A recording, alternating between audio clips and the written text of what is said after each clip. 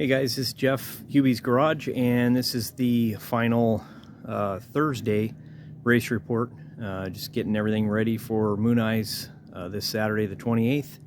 This is the last full day of working on the car, and as you guys remember yesterday, I got the cooling system all flushed out. Since then I've gotten the radiator put in, got a new upper radiator hose, made some vertical hoses for the special it's basically exhaust pipe that I had a hot rod shop weld this up together. And the unfortunate part is it's got a couple of real tiny little annoying pinhole leaks in it. There's about 3 of them.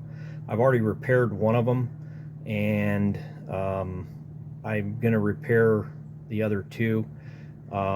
It's the cooling system on this car is a low pressure.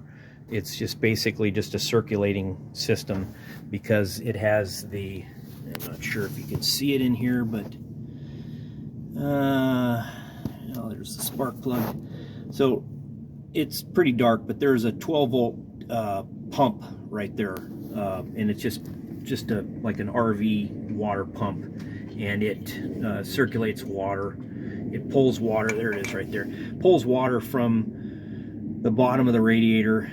Water goes in the bottom pan rail area that the 1/4-inch plugs on each side. That's where you got the Y right here, where there's, well, you can see it right here, it splits off and goes to one side of the block and then goes to the other. So I got that put in, got that all tightened up, snugged down, got new heater hose, that's all 1/2-inch hose. And then the hose down here for the radiator, it steps down from 1 3/4 at the lower radiator hose down to 3/4, and that's what that adapter is. And that's the inlet portion of it. It goes over to the inlet portion of the water pump. You can see it right there, that 3/4 inch on the bottom, going out to the Y to the 2 1/2-inch, and it fills the engine block up, comes up to the heads, comes up through the Hillborns right here, and back up into the top of the radiator tank, and then gravity brings it back down. The radiator works great. Bob did a great job over at Gary's Radiator, and radiator came out really nice. You know, I've got my catch can, which is mandatory. It's a little upside down here, but my catch can, like I say, it's not a pressurized system, so I'm not really that worried about it.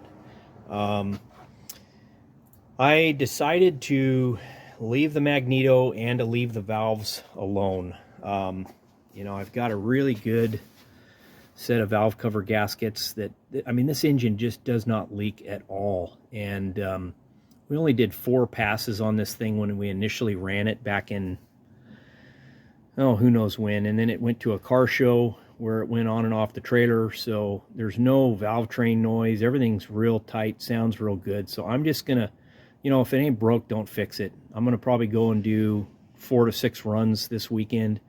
So I'm just gonna leave the magneto alone, and I'm gonna leave the valves alone. Everything else is maintenance wise, brakes, all that stuff. You know, everything came out really nice. So everything works good. I just fired it up. Did some other things today. I got underneath it and greased up, did some light grease on the shifter linkage, the transmission. So I got that all greased up, got the V-gate shifter working really nice. Also stopped and picked up a pail of VP 110. It's leaded 110 octane racing fuel. I don't even need my fuel can because I guess just California law, they can only sell it by the pail. Can't dispense it into a container, so because that way you don't know what it is and whatnot. So I know all that stuff and remember all that stuff. And then my buddy Dennis from Caveman Garage reminding me to make sure that I used distilled water. Well, there's my distilled water container. Ironically, when I first got married, my wife, she used to drink distilled water. Don't really know why. We haven't found any reason as to why it's good or bad or whatever, but we've just always had it. So no problems finding distilled water at this house. And like I say, it's completely filled up now with distilled water. And the radiator is just clean. The water that comes down that top radiator hose into the top of the tank, it's all nice and clean. It's all ready to go. So also greased up the clutch linkage. I'm not sure what's going on, but I did not notice there was a clutch spring down there. I know I've got great clutch pedal on this thing, so it's never stuck to the floor or done anything like that. It's got a great return on it. You know, I went ahead and lubed up. Well, it sounds like I missed one spot on the clutch pedal itself under the dash, so I got to do that. But again, the shifter is all greased and ready to go. Belts, electrical, I mean, tires. I'm just got one more thing to do. I'm going to adjust the front brakes, just make sure they're good and even and snug. I don't want a lot of drag on them because, you know, we're going to drive it on the track, not on the street. So, but yeah, we're pretty much ready to go. I got to start just gathering up tools, start packing, getting ready, because we're going to do early load in tomorrow. They got the gates at Irwindale are open from 12 until 6. I might get a little bit of footage from the track there, but I know I'm going to be busy unloading the car and unhooking the trailer and all that. So, which reminds me, I have to finish packing the wheel bearings and pop these back on.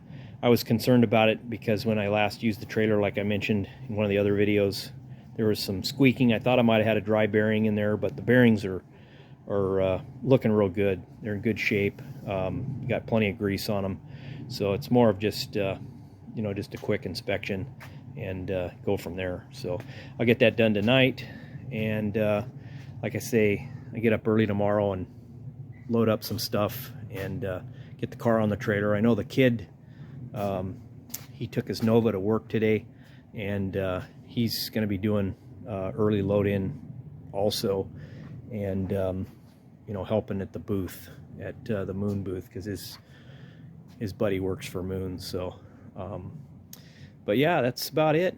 Not much else to say.